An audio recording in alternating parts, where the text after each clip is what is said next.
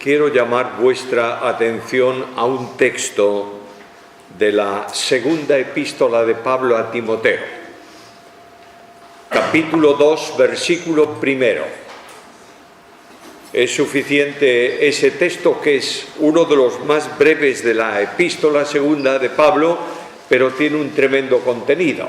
Y dice así la palabra del Señor: Tú pues, hijo mío, esfuérzate en la gracia que es en Cristo Jesús.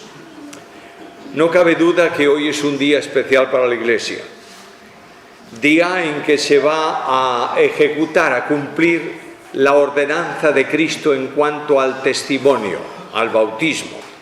Jesús estableció dos ordenanzas para la Iglesia: el bautismo, en donde el que se bautiza testifica que Cristo es su Salvador personal, que está identificado con Cristo, que ha muerto con Él y ha resucitado con Él, que está sentado con Él en lugares celestiales y que espera su venida. Esta es la esperanza cristiana, la razón de ser del cristiano, y se expresa simbólicamente en esta ordenanza. Pero también está la cena del Señor. La cena del Señor, la segunda o la primera ordenanza, como vosotros prefiráis, establecida por Cristo como rito perpetuo para la Iglesia hasta que Él venga, expresa lo que Él ha hecho y lo que Él es. Cuando venimos a partir el pan, y las dos ordenanzas están hoy presentes, estarán hoy presentes en esta reunión, cuando venimos a partir el pan no venimos específicamente a recordar la muerte de Cristo. No hay ningún texto en el Nuevo Testamento que lo diga así. Venimos a proclamar la muerte del Señor, a anunciar la muerte del Señor. Si nosotros invertimos el recuerdo, convertimos la ordenanza en un velatorio y estamos siempre pensando en un muerto. Y el culto es triste, es lento, siempre con cánticos muy solemnes que hacen estremecer el corazón más que hacer llorar los ojos. Cristo vive.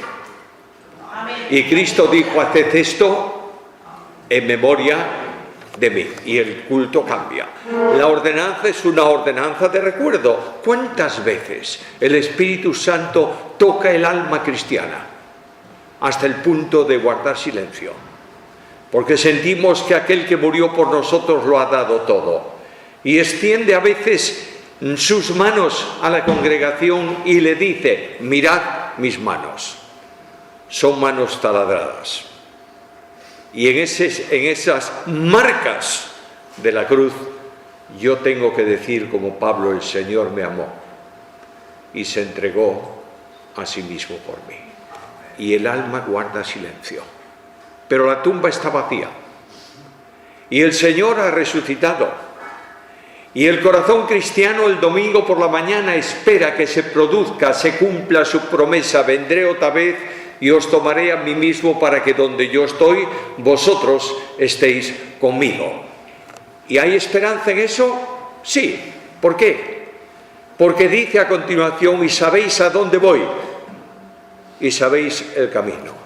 Y Cristo se convierte en camino para nosotros y sentimos la grandeza de su presencia en nuestra vida. Ahora, quienes se van a bautizar hoy van a decirnos con su testimonio silencioso, sin palabras: tenemos a Cristo.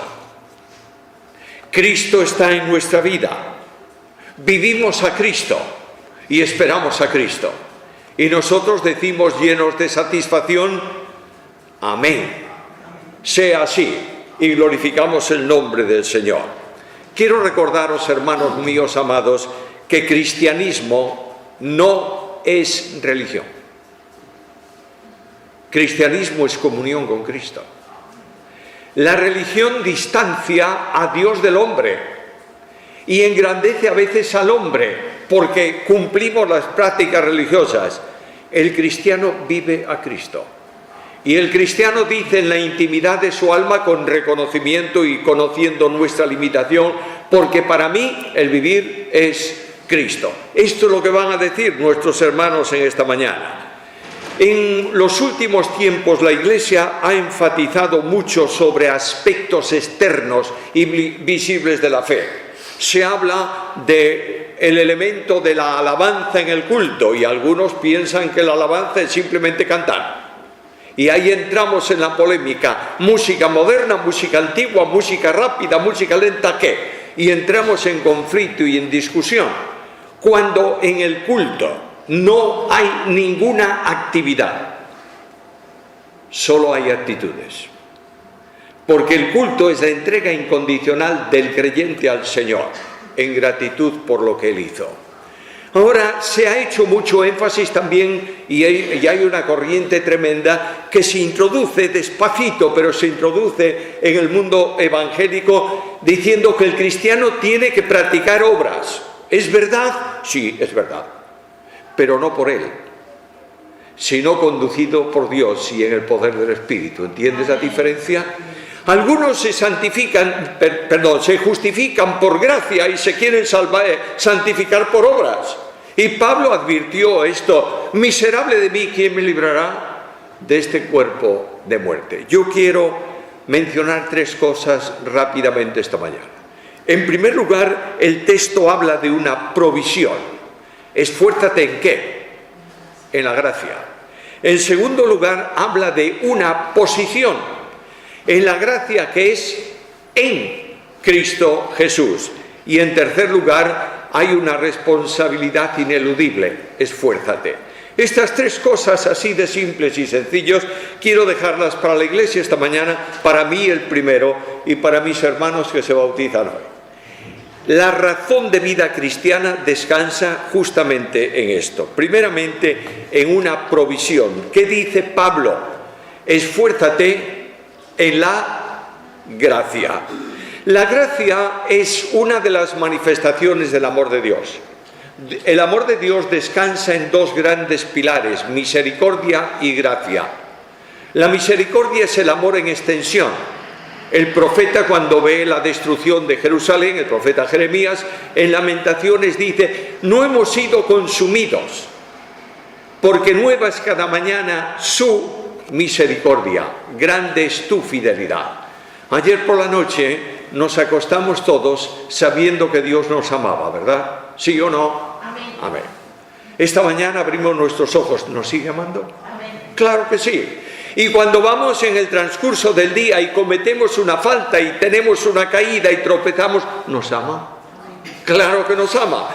Esa es la misericordia. Dios pasa nuestras miserias por su corazón y responde a nuestras necesidades. Por eso el profeta dice: nuevas son cada mañana. Dios ama siempre. Misericordia es el amor en extensión. Gracia es el amor en descenso. La gracia obliga, permitidme decirlo con toda precisión, obliga a Dios a descender al encuentro del hombre. La gracia fluyó en el corazón de Dios en el plan de redención. La primera manifestación de exteriorización divina para que se le conozca no fue la creación. Antecediendo a la creación fue el plan de redención. De otra manera, antes de que Dios dijese por primera vez sea la luz, ¿sabéis lo que dijo? Sea la cruz. Y Dios ha determinado salvar al pecador, no porque el pecador se iba a perder, sino por su gracia. Y en esta gracia Dios respondió antes de la creación del mundo a tres preguntas: ¿quién? ¿Cómo? ¿Cuándo? ¿Quién lo hará? ¿Quién será el Salvador? La segunda persona de la deidad, el Hijo amado de Dios en carne humana. ¿Cuándo lo hará? Pablo responde a la pregunta en Gálatas 4:4, cuando vino el cumplimiento del tiempo. No hay nada que Dios no tenga bajo su control. No hay nada que se anticipe al programa de Dios, nada que se posponga a Él. En el cumplimiento del tiempo, Dios envió a su Hijo, nacido de mujer. ¿Y cómo lo hará? Lo hará mediante el sacrificio de su propia vida en entrega personal y voluntaria. Por tanto, la gracia es el amor en salvación. Y cuando yo pienso cuándo fluye la gracia del corazón de Dios, la Biblia me dice en el plan de redención. Porque Dios establece la salvación de una sola manera. La salvación es por gracia mediante la fe. Nadie se salva por obras. Nadie se salva cumpliendo algún rito. Se salva cuando pone su vida en entrega incondicional al Señor. Cuando de alguna manera, no importa la expresión, a veces sin palabras, el alma dice a Cristo, sálvame. Y Cristo dice, confía, hijo, tus pecados te son perdonados. Si ahí comienza la andadura cristiana, así de fácil y así de sencillo. Quiero recordaros algo. Si hay alguna persona esta mañana que lleva años en el Evangelio, entre comillas, que conoce perfectamente la Iglesia, que canta al Señor, que ministra, no importa lo que, y no ha entregado su vida a Cristo en entrega incondicional, se va al infierno. ¿Está claro o no? Tenemos que ser muy claros en este asunto. La salvación se produce en un acto de fe. ¿Crees en eso o no? Cuando el carcelero de Filipos preguntó a Pablo, ¿qué es menester que yo haga para ser salvo? ¿Cuál fue la respuesta? Cree en el Señor Jesucristo y serás salvo. Ahora, amigos míos, creer no es asunto intelectual, es asunto vivencial. El apóstol Pablo dice que se cree con el corazón y se confiesa con la boca. Creer es un acto de entrega. El Salvador viene a tu encuentro y te pregunta, con las palabras que sean, ¿quieres ser salvo? Se lo dijo a aquel enfermo, ¿quieres ser sano?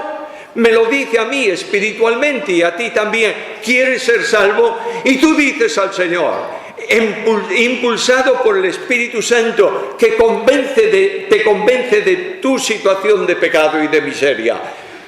El predicador no convence a nadie. Es el Espíritu que lo hace. Amén. Solo cuando el Espíritu te manifiesta tu condición de pecado, la de la justicia de Dios y la de juicio sobre el perverso enemigo del hombre, es cuando quieres clamar al Señor por salvación. Déjame ponerte un ejemplo de esto. No sé cuántos de vosotros habéis leído un libro de vida cristiana impresionante. ¿Sabéis cuál? El Peregrino. ¿Alguien lo ha leído aquí? Muy bien, fantástico. Cristiano oye el mensaje del Evangelio y sale buscando salvación. ¿Conoce el Evangelio? Sí. Sobre su espalda una carga pesada que dice Juan Bunyan que es la carga de sus pecados, atada sobre su pecho con cuerdas. Y de pronto en el camino levanta los ojos y ahí está la cruz de Cristo. Y sube a la cruz y entrega su vida a Cristo. Y dice el escritor que sintió como se desliaban las cuerdas que sujetaban su carga. Y la carga, cayendo de sus espaldas, corrió por el monte y se perdió en un sepulcro. Y cuando Cristiano sintió su liberación espiritual, ¿qué hizo? Lo que hicimos esta mañana, cantar. El canto no es una costumbre que hay que ejecutar, es el alma que siente la necesidad de alabar a Dios. Y Cristiano cantó aquel hermosísimo himno que dice, vine cargado con la culpa mía de lejos, sin alivio a mi dolor, mas en este lugar, ¡oh, qué ventura! Mi solaz y mi dicha comenzó. Aquí cayó mi carga y su atadura rota yo sentí. Bendita cruz, bendita sepultura y más bendito quien murió por mí. Esta es la vida cristiana. Es la vida en donde el Señor extiende la mano a la oveja perdida y la coloca sacándola de su miseria y llevándola al redil. Esa gracia se produce esta mañana en tu vida y en la mía. ¿Tú crees que yo tengo algún derecho a hablar para vosotros esta mañana en el nombre del Señor? ¿Qué va? Soy una persona humana con mi carga espiritual. pero la gracia de Dios me sustenta. Y cada vez que he tropezado, nunca he sentido el desprecio de Jesús, sino el cariño amado del Verbo de vida. Y cada vez que he caído, he tenido muchos problemas, como vosotros, sin duda ninguna, a lo largo de mi vida. Nunca he sentido el reproche de Cristo que me dijo, mira cómo eres.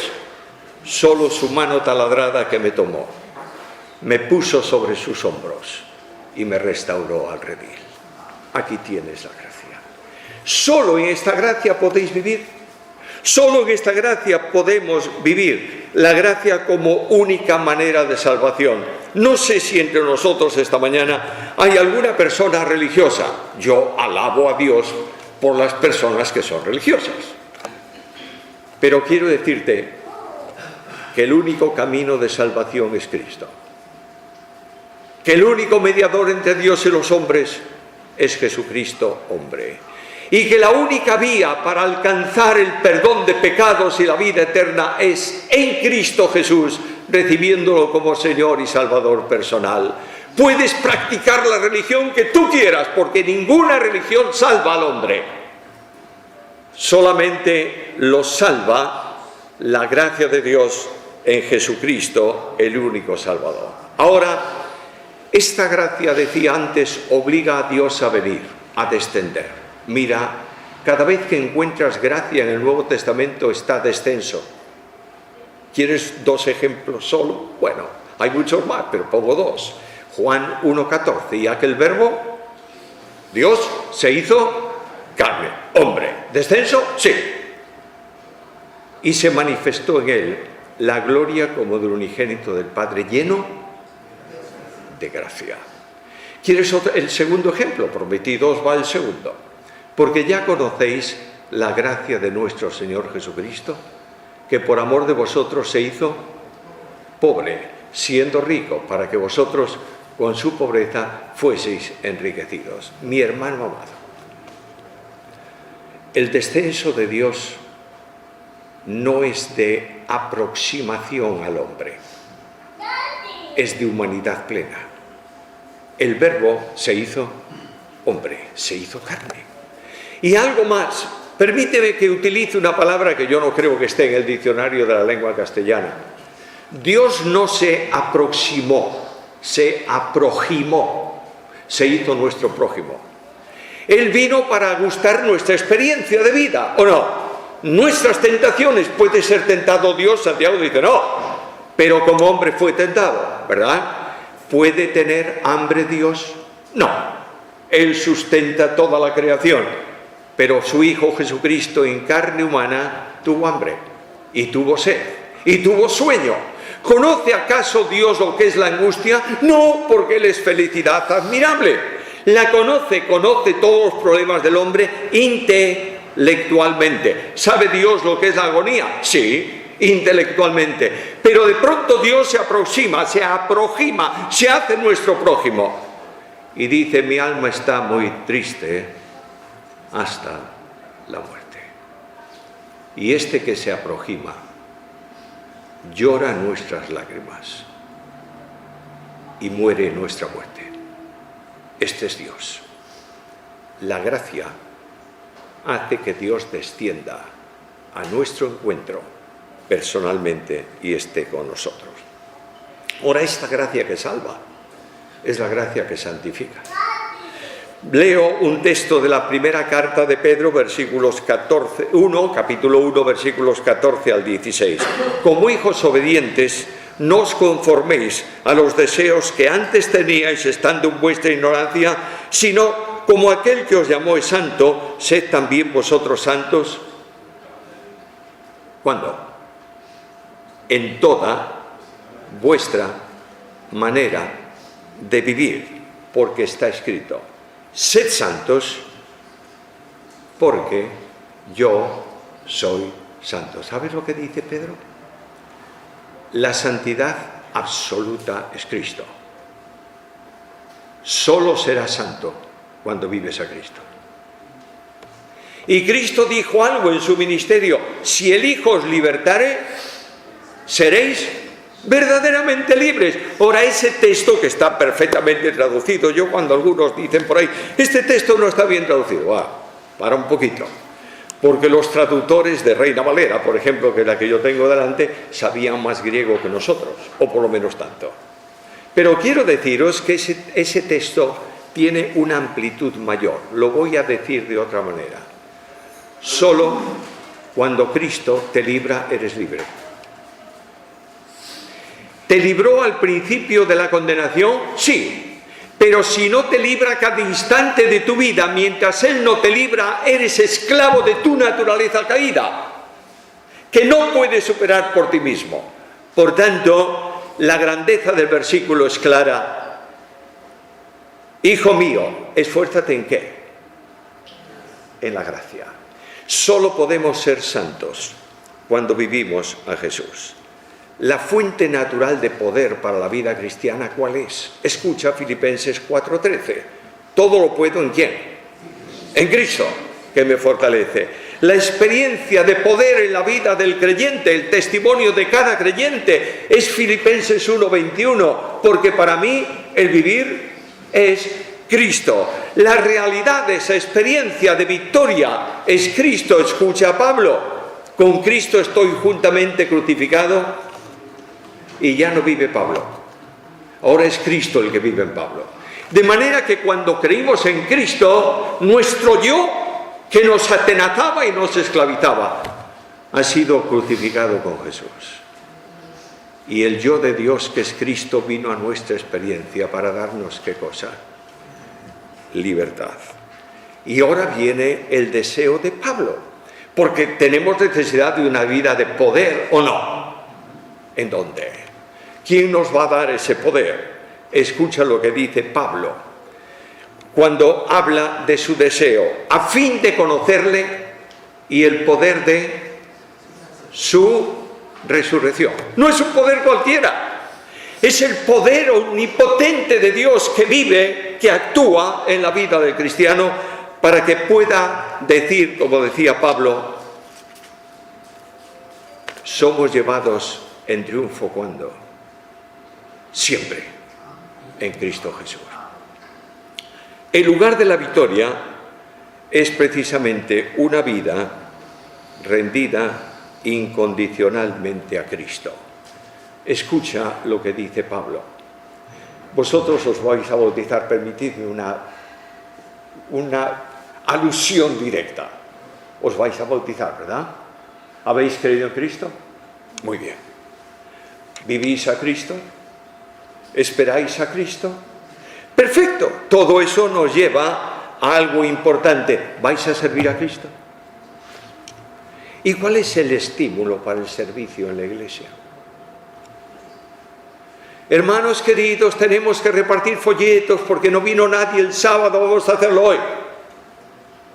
Servir. Otra vez servir.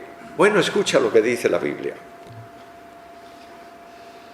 El apóstol dice, pensando en esto, que si uno murió por todos, luego todos murieron, y por todos murió, para que los que viven no vivan para sí, sino para aquel que murió y resucitó por ellos. Ahí tienes el servicio. El servicio no es una actividad, es una actitud. Tú vienes al dueño tuyo y el dueño te dice, mira, tranquilito, vas a estar un tiempo sentado en el banco sin hacer nada. Bueno. Otras veces te dice, ahora tienes que actuar y debes actuar, porque el servicio, vuelvo a repetirlo, es una actitud que dices al Señor, ¿qué quieres que haga? Y Él va a disponer lo que quiere que tú hagas y que yo haga. Cuando tú y yo servimos conforme al deseo del dueño, que es Cristo, hay triunfo y hay victoria siempre. No sé si lo conté aquí, a lo mejor lo conté, pero lo voy a repetir porque creo que es una buena ilustración. Yo tuve una etapa de mi ministerio muy complicada. Y esa complicación de mi ministerio vino cuando dije, ¿en qué se sustenta esto?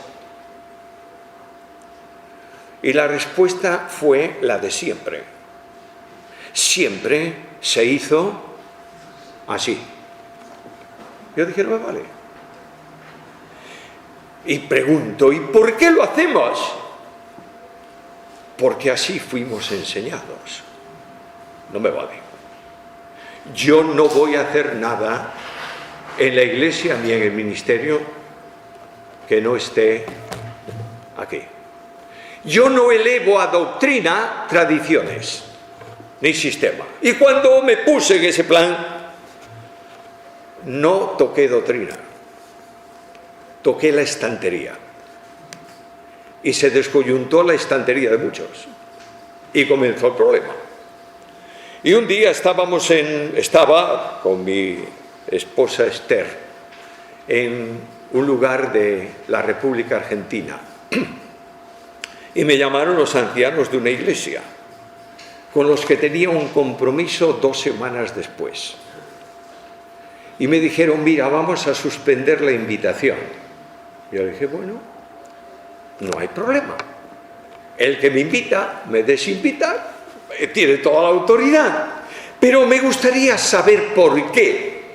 Bueno, porque estás desviándote de las normas eclesiales de las asambleas de hermanos.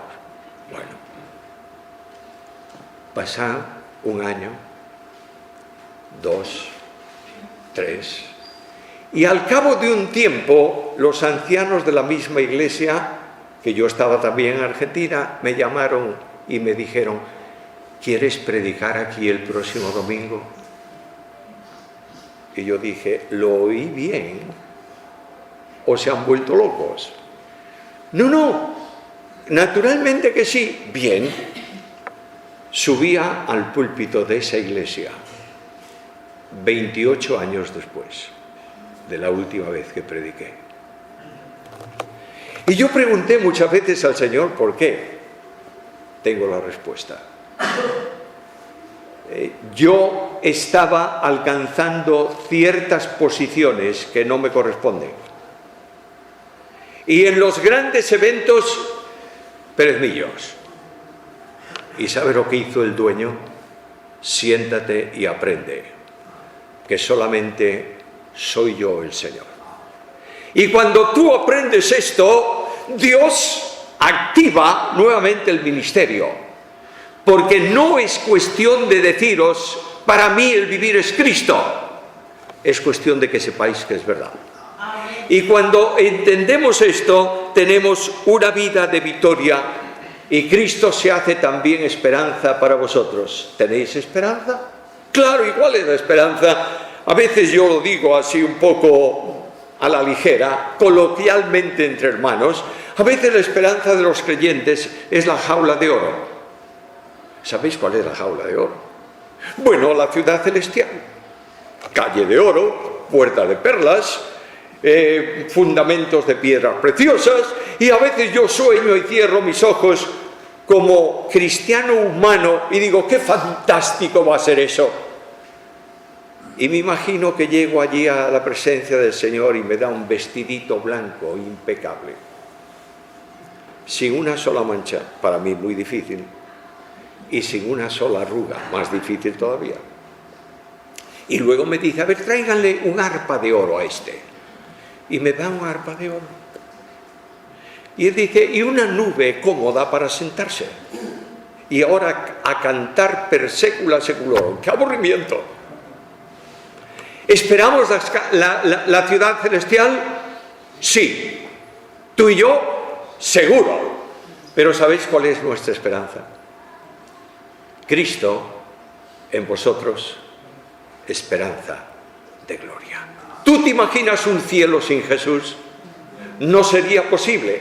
Por tanto, abracémonos a Cristo, vivamos a Cristo, caminemos en sus pasos, seamos sus seguidores, porque el bautismo está reservado para discípulos. Id a las naciones y haced discípulos. No está reservado para protestantes. El bautismo no es una ordenanza para hermanos y sobre todo para hermanos con mayúscula o con minúscula, me da lo mismo. Está reservado para discípulos, es decir, seguidores de Jesús. Y nuestra esperanza es Cristo. Debo terminar.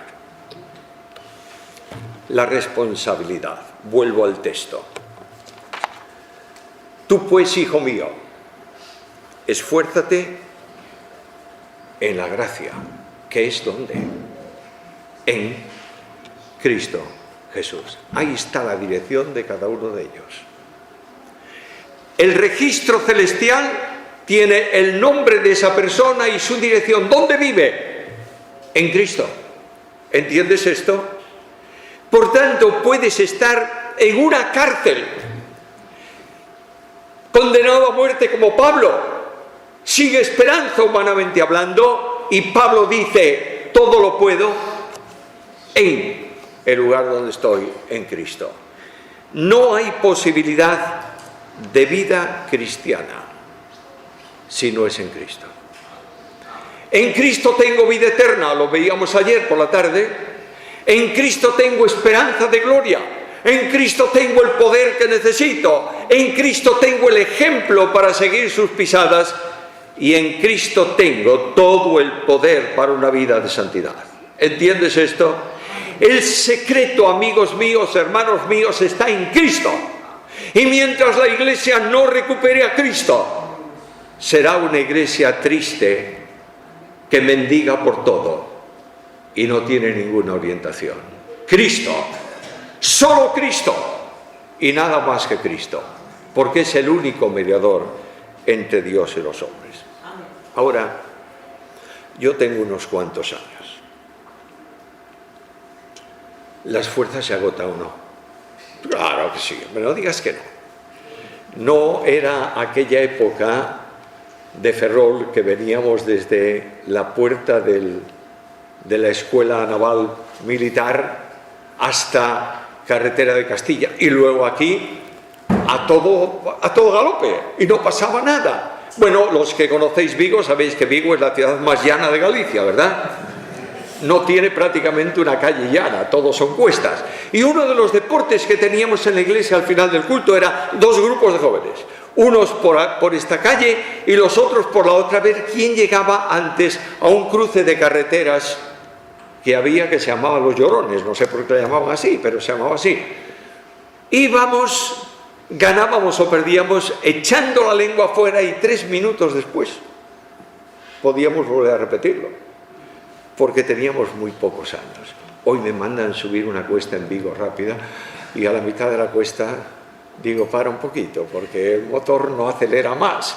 Ahora, pasan los años, hay necesidad de fuerzas, ¿sí o no? Escucha la promesa de Dios. Dios da fuerza al que no tiene ninguna. ¿Notas lo absurdo de Dios? Cuando tú multiplicas por 0 una cantidad, ¿cuánto te da? 0. Pero Dios toma tu 0 y en su lugar pone sus fuerzas. Y tienes fuerzas para correr, para levantar alas como águilas, para caminar sin fatiga, porque el que te esfuerza es el que da también la fuerza. Hermanos míos, escucha la fuerza de Dios en Cristo. Recibió el nombre que es sobre todo nombre, para que en el nombre de Jesús se doble toda rodilla de los que están en el cielo y en la tierra y debajo de la tierra, y toda lengua confiese que Jesús es el Señor, para la gloria del Padre. Y este Dios admirable que dijo, sea la luz, y fue la luz. Este que colocó los astros en sus órbitas. Este que colocó la hierba en el campo. Este que hizo al hombre es el que sustenta tu vida hoy, para que puedas hacer la grandeza, ejecutar, realizar la grandeza de seguir a Jesús en el camino. El secreto para la vida cristiana es justo eso. Y alguien me dice, bueno, entonces las obras que no valen para nada. Claro que valen. El que dice que cree y no obra conforme a la fe, tiene una fe muerta, que no le sirve para nada. Dios ha creado, ha puesto obras no para que las hagamos, para que andemos en ellas, para que sea nuestro estilo de vida, ¿verdad? ¿Y quién me da fuerza para eso? Porque, oye, honestamente, la vida cristiana, voy a hablar de forma humana, a veces es muy cansada, ¿o no? Pues sí, no digáis que no, porque sí. ¿Y quién me alienta para eso? Escucha la Biblia. Ocupaos en vuestra salvación, ¿cómo? Pero ahí no termina el texto, sigue. Porque Dios es el que en vosotros produce así el querer como el hacer por su buena voluntad. Qué bendición tan grande. Me estás pidiendo algo imposible, Señor, pero si tú me lo pides, vas a darme los recursos para que lo haga. Dios no pide nada para el que no capacite primeramente. Se cuenta que uno de los grandes maestros de teología de hace un tiempo, posiblemente de siglo y medio, por ahí, o 2 siglos, recibió un día a un periodista que le hizo una entrevista en la Facultad de Teología donde él enseñaba, y después de que terminó y le hizo preguntas y todas estas cosas, le dijo: profesor, usted es un hombre muy religioso. Y él le miró y le dijo: se equivoca. Yo no soy nada religioso. El religioso busca parecerse a Cristo. El cristiano es como Cristo. ¿Entiendes esto? Este es el secreto. Pido a Dios que bendiga vuestras vidas. Pido al Padre del cielo que en su gracia haga de vosotros instrumentos de servicio, de esperanza, pero sobre todo que entendáis que todo lo puedo en Cristo que me fortalece. Si eres capaz de decir, porque para mí el vivir es. Vamos ahora a dar paso al acto de bautismos, que es un acto muy esperado por todos nosotros en esta mañana. Pero antes permitidme que haga una oración.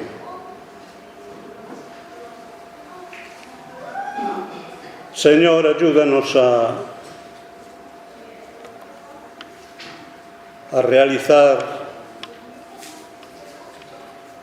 este acto de bautismos. Dirígenos, Señor, dirígenos. Te damos gracias por la fe que has puesto en estos candidatos que van a bajar a las aguas del bautismo, confesando con valentía su fe en el Señor Jesucristo. Ayúdalos a permanecer durante toda su vida en esta fe del Señor, identificándose con Él, viviendo a Cristo en sus vidas. Señor, ayúdanos también a acogerlos en la congregación de los santos, con entrañable amor en el Señor Jesucristo. Amén. Vamos a cantar un himno congregacional, el himno número 568 de los Ignarios, que dice su primera estrofa: yo recuerdo con vergüenza mi pecado contra Dios, rechazaba su voz tierna, contestaba con soberbia, yo no quiero tu amor. Nos ponemos en pie y cantamos este himno 568. Amen.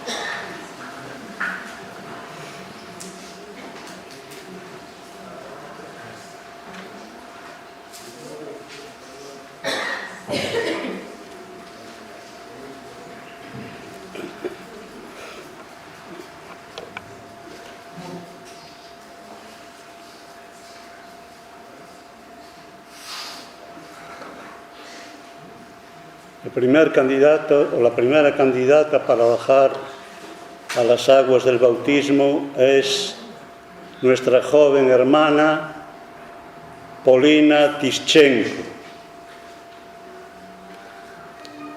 Dice Gálatas 2:20: con Cristo estoy juntamente crucificado y ya no vivo yo, mas vive Cristo en mí. Y lo que ahora vivo en la carne, lo vivo en la fe del Hijo de Dios, el cual me amó y se entregó a sí mismo por mí.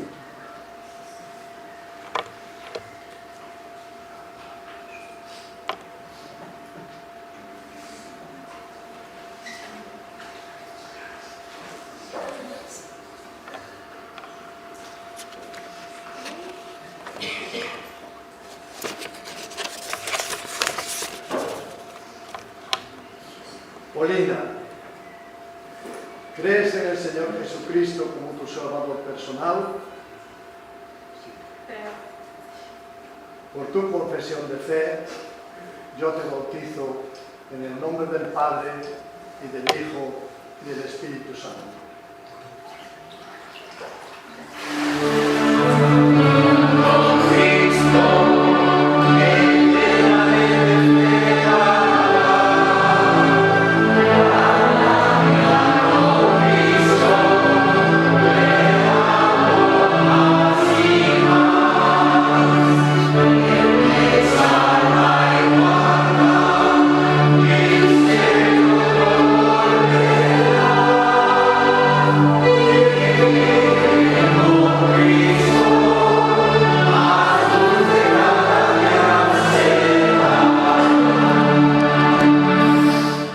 La segunda candidata en esta mañana a bajar a las aguas del bautismo es nuestra querida hermana María José Villar.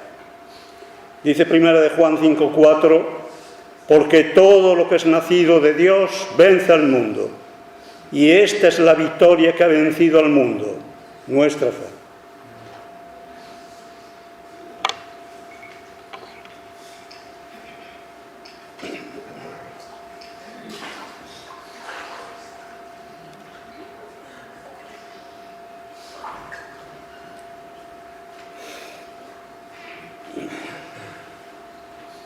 María José, ¿crees en el Señor Jesucristo como tu Salvador personal?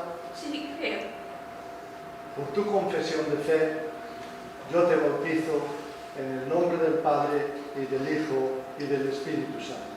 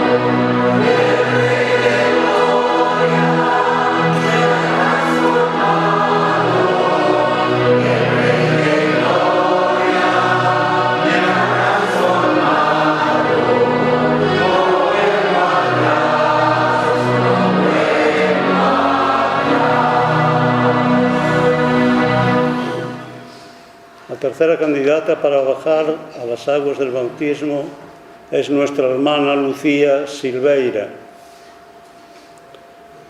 Dice Romanos 6:4: porque somos sepultados juntamente con Cristo para muerte por el bautismo, a fin de que como Cristo resucitó de los muertos por la gloria del Padre, así también nosotros andemos en vida nueva.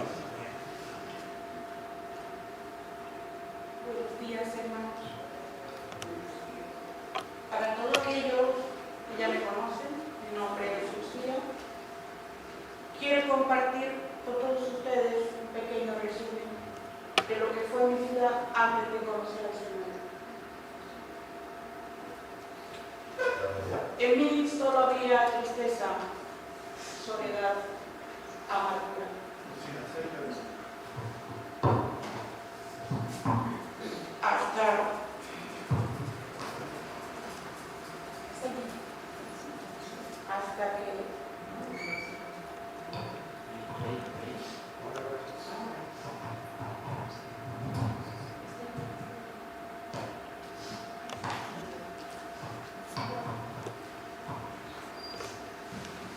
Hasta que un día tomé la firme decisión, cansada ya sin fuerzas, de buscar al Señor. Ya no tenía fuerzas para mi camino continuo. Tomé la firme decisión y sin temor a equivocarme, busqué de la ayuda del Señor. A Él le entregué las riendas de mi vida por completo. Una vez que le pedí perdón por mis pecados, Cristo hizo una obra maravillosa en mí. Es por esto que hoy entrego en acto de fe, confirmación la fe en el Señor. Decidí bautizarme porque siento que es el siguiente paso en camino con el Señor. Hoy, hermanos míos, muero para el mundo y vivo para Cristo. Amén.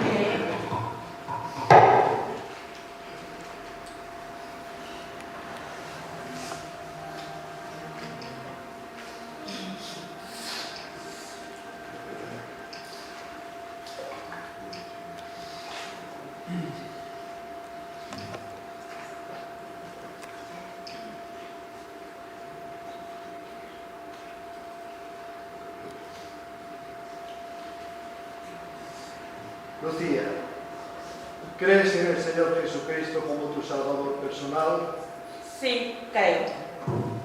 Por tu confesión de fe, yo te bautizo en el nombre del Padre, y del Hijo, y del Espíritu Santo.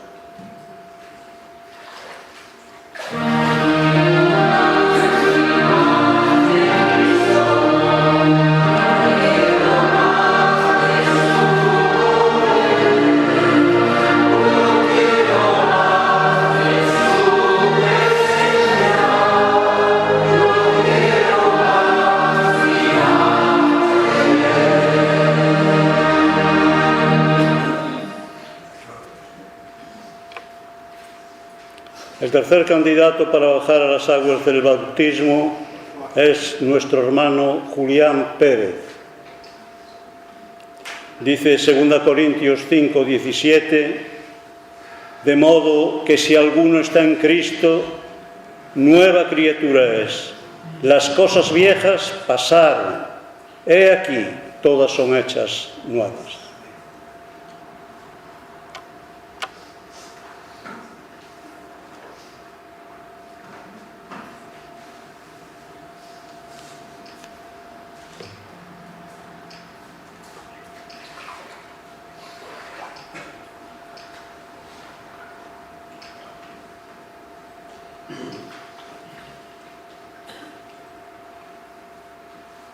Julián, ¿crees en el Señor Jesucristo como tu Salvador personal? Sí, creo. Por tu confesión de fe, yo te bautizo en el nombre del Padre, y del Hijo, y del Espíritu Santo.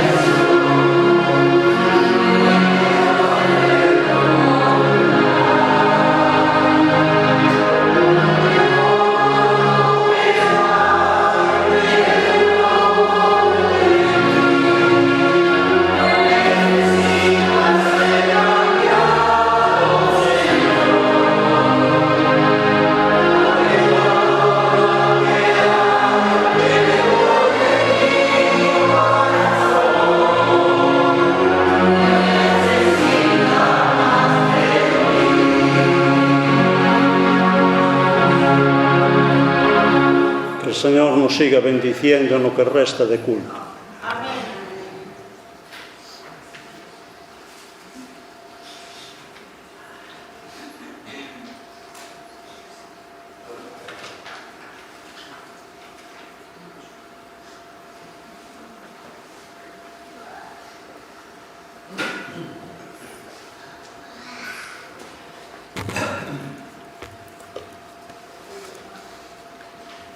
Muy bien, hermanos, pues mientras nuestros hermanos se cambian, vamos a cantar un cántico, el himno 205. Todos juntos alabemos. Nos ponemos en pie y cantamos este cántico.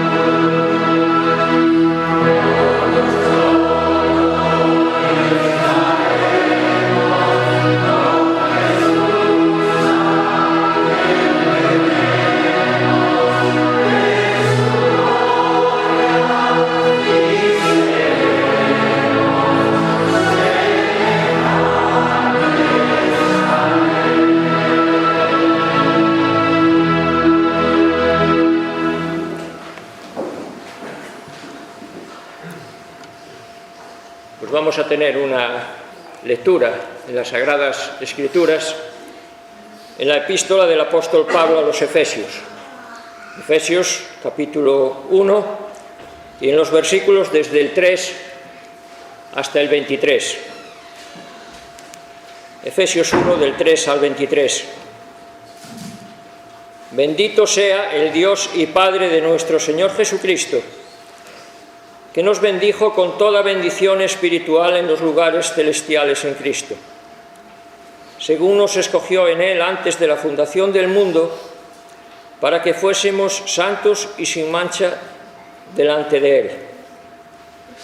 En amor, habiéndonos predestinado para ser adoptados hijos suyos por medio de Jesucristo, según el puro afecto de su voluntad, para alabanza de la gloria de su gracia, con la cual nos hizo aceptos en el amado, en quien tenemos redención por su sangre, el perdón de pecados según las riquezas de su gracia, que hizo sobreabundar para con nosotros en toda sabiduría e inteligencia, dándonos a conocer el misterio de su voluntad, según su beneplácito, el cual se había propuesto en sí mismo, de reunir todas las cosas en Cristo en la dispensación del cumplimiento de los tiempos, así las que están en los cielos como las que están en la tierra.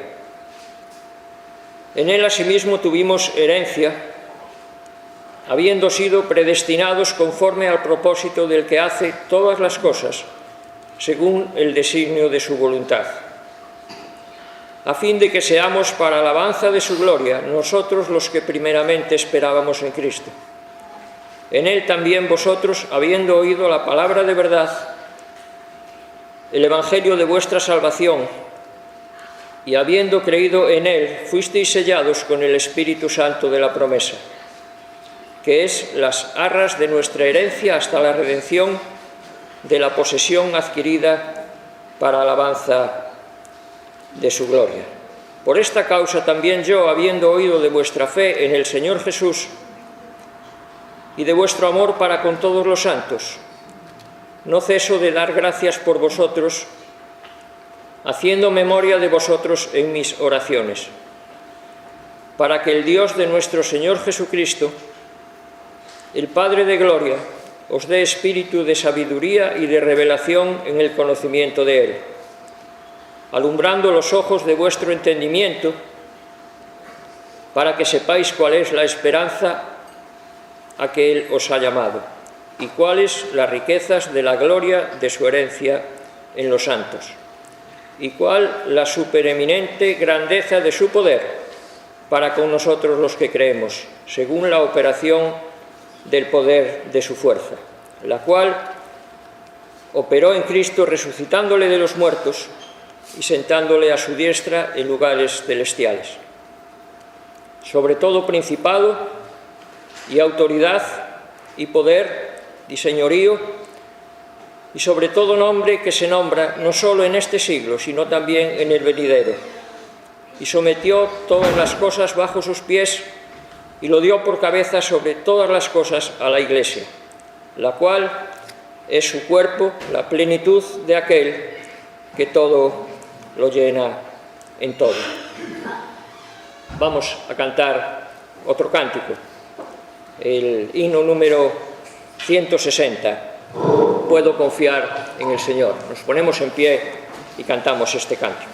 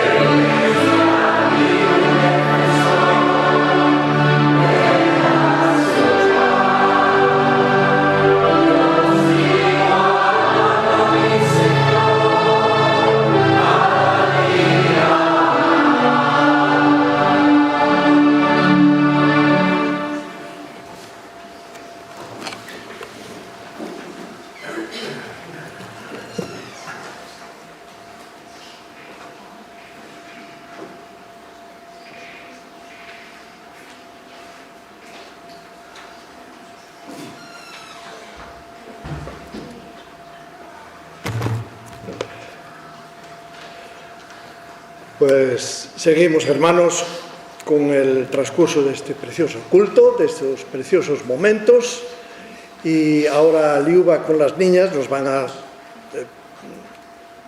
cantar un cántico, van a pasar aquí delante.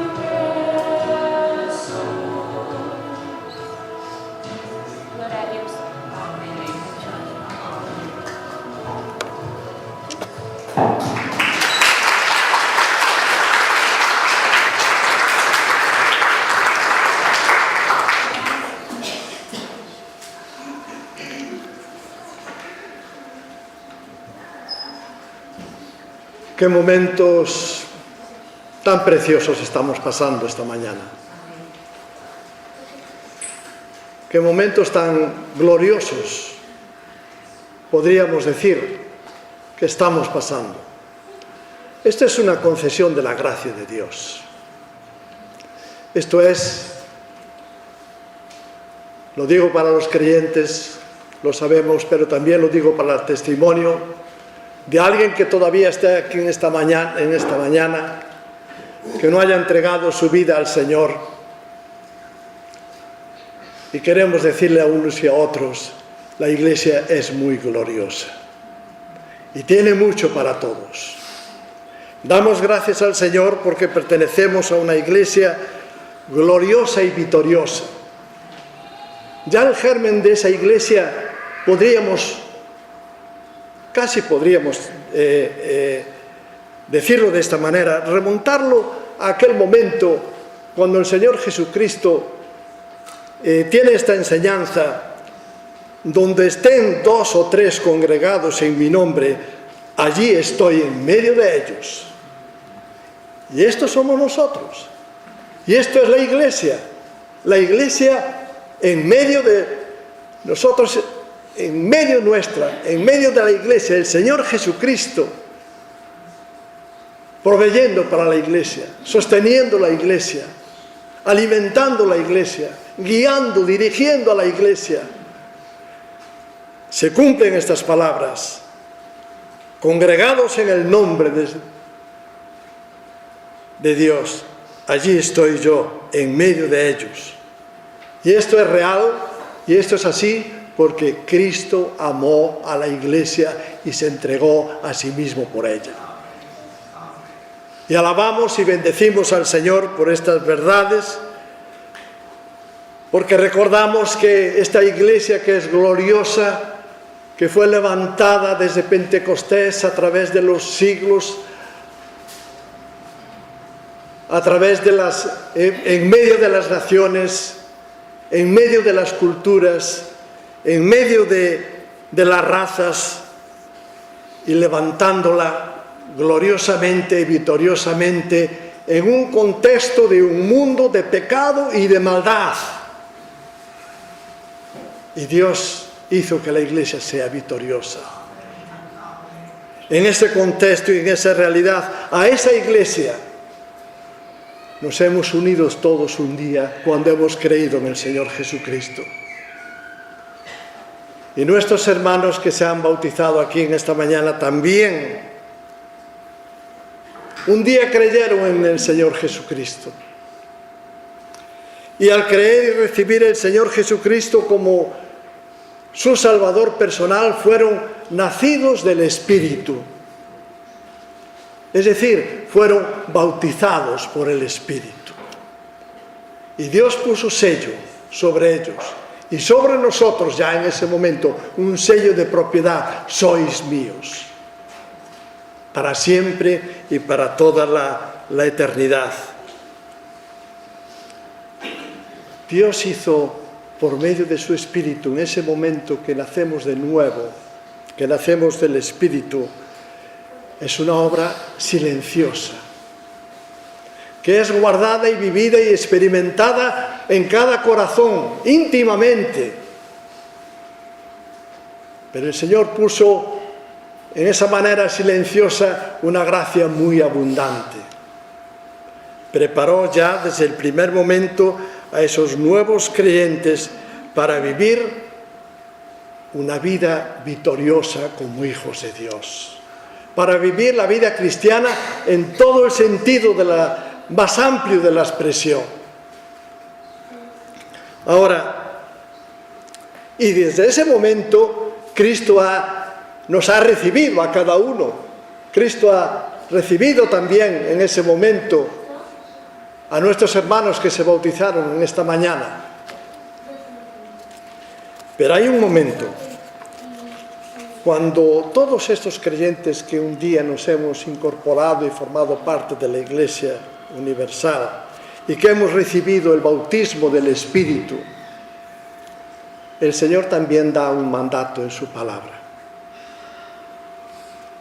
Hay que bautizarse en agua. Y no va a ser un bautismo silencioso, va a ser un bautismo visible, que sea un testimonio ante el mundo, ante todos los que contemplan a estos bautizados que descienden a las aguas del bautismo y que vean una expresión de fe en unas vidas que un día se habían entregado al Señor, pero que ahora el Señor las quiere llevar un paso más allá e integrarlas en la iglesia local. Así estamos contemplando esta mañana estos momentos. Así estamos contemplando donde la iglesia local es una expresión visible, real, viva, presencial de esa iglesia gloriosa y universal de todos los tiempos. Así que en esta mañana recibimos a la comunión de esta iglesia a nuestros hermanos que se unen. El Señor quiere que existan las iglesias locales, ¿verdad?, donde grupos de creyentes, grupos de redimidos se reúnen en una ciudad, en un lugar, se congregan en el nombre del Señor para adorar a Dios, para edificarse mutuamente, para vivir la fe unos con otros, en comunión, en armonía, para predicar el Evangelio, para crecer en la palabra. Y la Iglesia recibe a aquellos que es Dios quien les añade.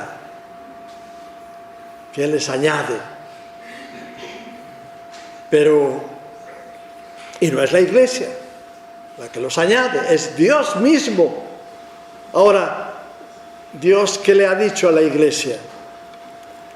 Les ha dicho y nos ha dicho y nos ha dado una orden, un mandato: bautizar a los que han sido salvos.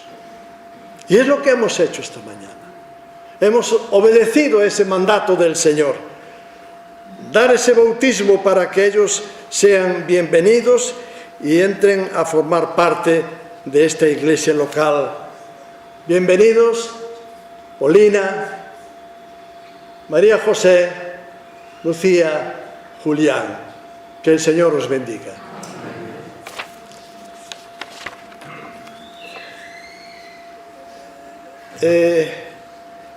Este momento, las iglesias lo organizan de distinta manera. Nosotros lo hemos organizado pidiendo al Señor dirección también para este día de esta manera. Les vamos a entregar unas cartas. Queremos que quede en ellos, en sus vidas, y que guarden esas cartas, si puede ser, en sus Biblias de uso diario, así al principio, para que tengan un recuerdo muy tangible, de estos momentos. Y le vamos a hacer entrega a cada uno de los hermanos. Juan, si quieres me ayudas y le das cada una de estas cartas. A cada uno tiene su nombre, así que no hay equivocación. Que las cartas llegarán a su destino.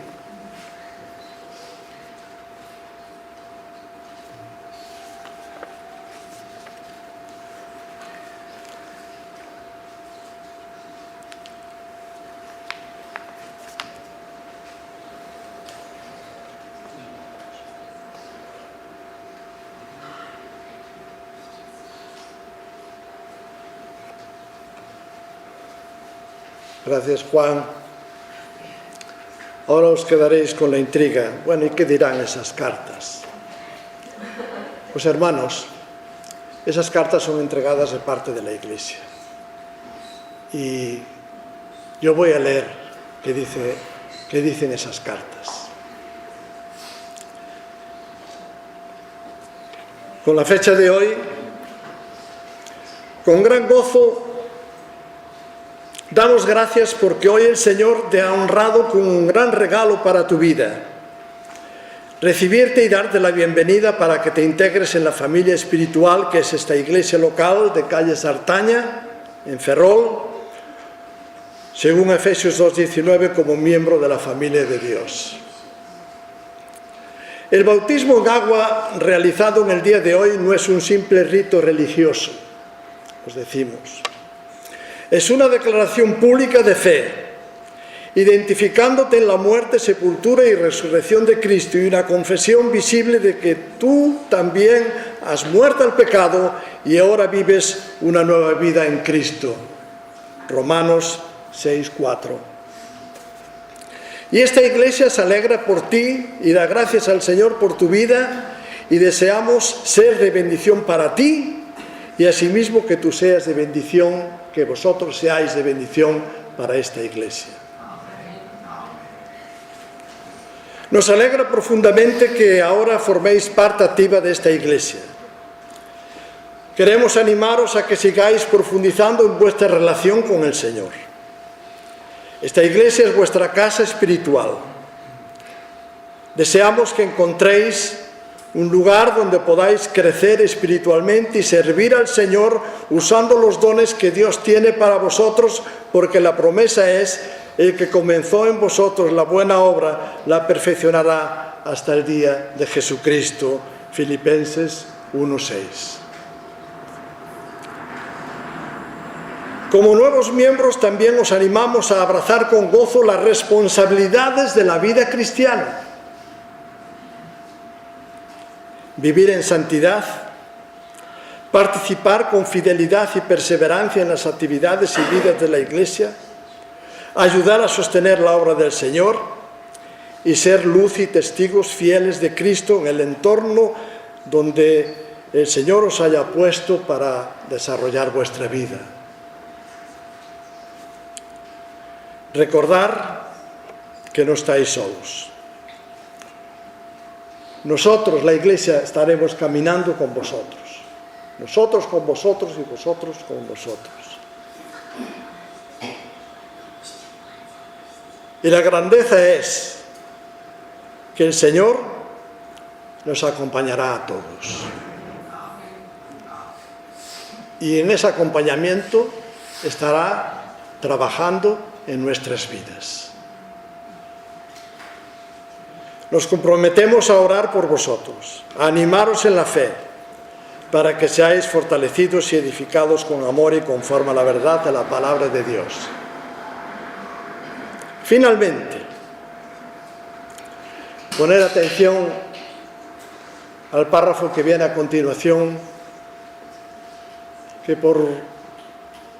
que muchos no lo han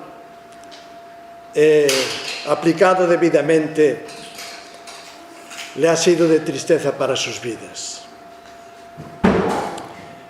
Finalmente, deciros que hay una palabra preciosa en las Escrituras que es comunión. Aferraros a ella. recordando su significado práctico,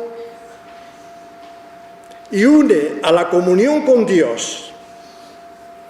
Unir a la comunión con Dios una permanente, viva y sincera comunión con tus hermanos de la Iglesia. Nunca dejéis que se enfríe esta comunión. Nunca dejéis que se enfríe esta comunión. Vais a encontrar situaciones donde acechan peligros a esta comunión. Vais a encontraros con momentos donde en vosotros pueden surgir flaquezas, pero la promesa de la palabra es firme y segura. Si andamos en luz, como Él está en luz, tenemos comunión unos con otros y la sangre de Jesucristo, su Hijo, nos limpia de todo pecado. Como recuerdo de este acto de vuestro bautismo, nos hemos dado, las librerías evangélicas venden unas dedicatorias, etcétera, pero os hemos dado algo que ha salido, con vuestro permiso, hermanos, que ha salido del corazón de la Iglesia hacia vosotros. ¿Lo puedo decir? Amén. Gracias por vuestro apoyo. Pues la carta termina: que Dios os bendiga. Y unas firmas. Pues bienvenidos. Vamos a dar un aplauso a estos valientes hermanos.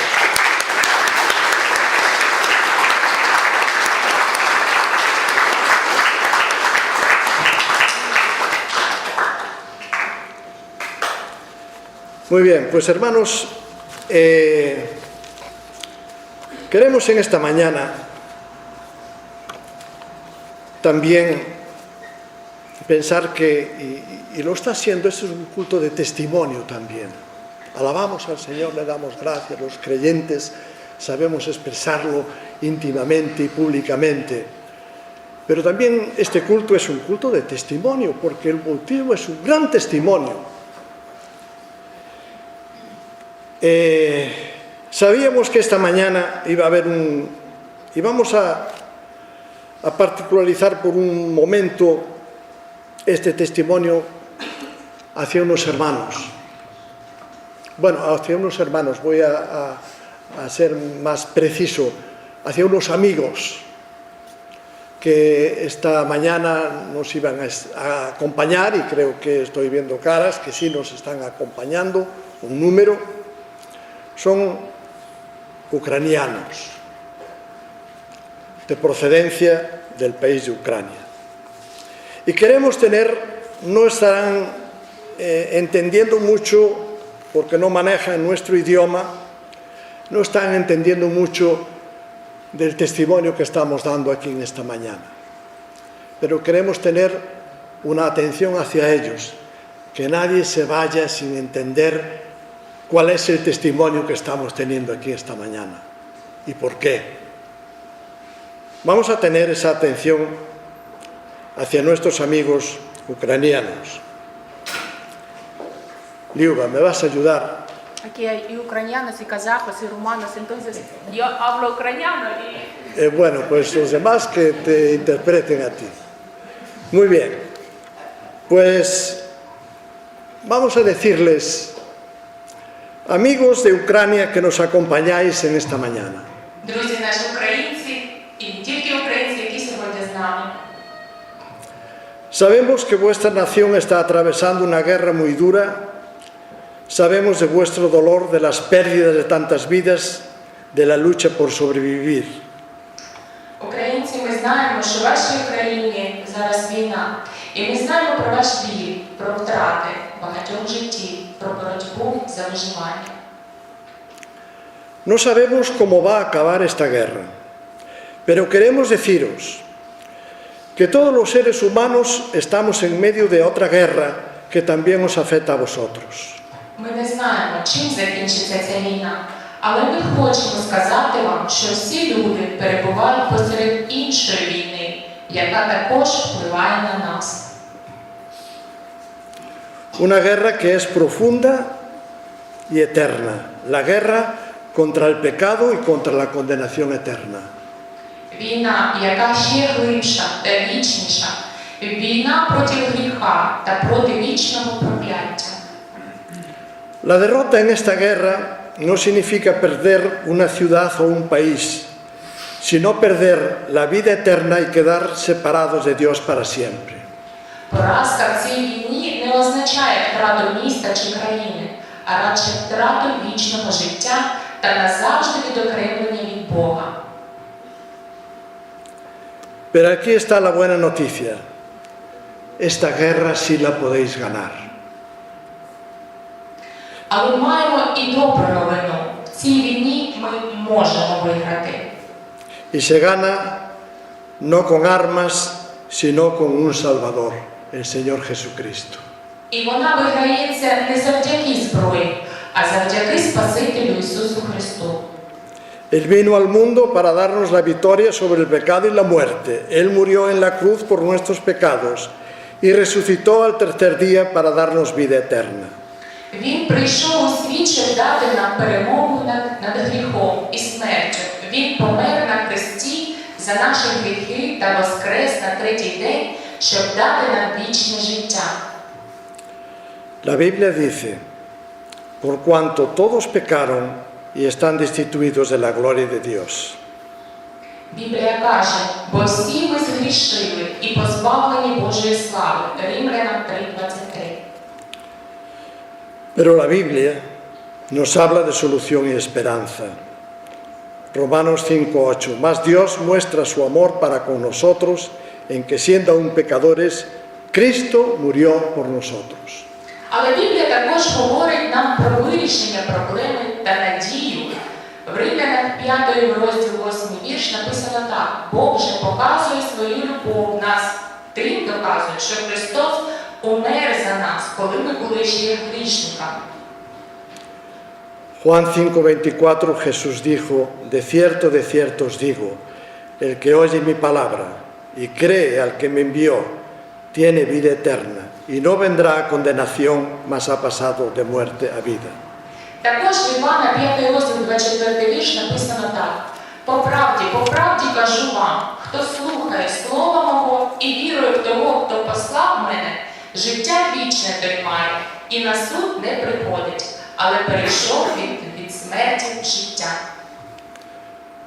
Queridos amigos ucranianos, que el Señor os dé ganar esta guerra espiritual en vuestras vidas. Українці, дорогі наші, і не тільки українці, бажаємо вам перемоги в цій війні. Нехай Бог благословить вас. Amén. Gracias, Liuba.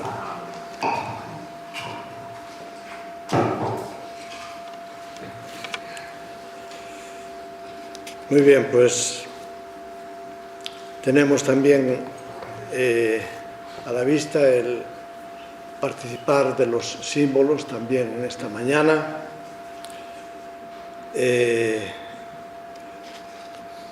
Vamos a tener un cántico de los cancioneros, el número 14, Mi corazón, oh examina hoy. Lo vamos a cantar sentados.